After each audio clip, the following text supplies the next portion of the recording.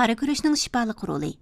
Qara guruch osti xarakterlik kasal bemorlarining salomatligining asliga kelish jarayonida nihoyat yaxshi bo'lgan quvvat to'liqlash yemakligi bo'la oladi. Hamda bolalarning sumak va mingisining yetilishiga foydali. Tug'utliq ayollarning tini ajizlarning salomatligining asliga kelishini ilgari surdi. Qara guruch tarkibida oqsil amino kislotasi mo'l bo'lib, yana ko'p xil vitaminlar, temir, selin qatorliq mikro elementlar bor. Selinning rakka qarshi turish, rakning oldini olish roli bor. Jongi tibabitida ko'rsatilishicha, qara guruchning börekni quvvatlash, talni asrash, jigarni yaxshilash, qonni jonlantirish roli bor.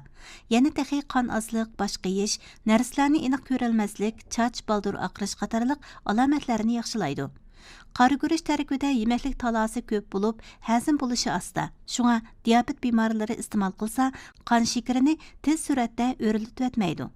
Diabet bemorlarining iste'mol qilishiga bakmo mos keladi.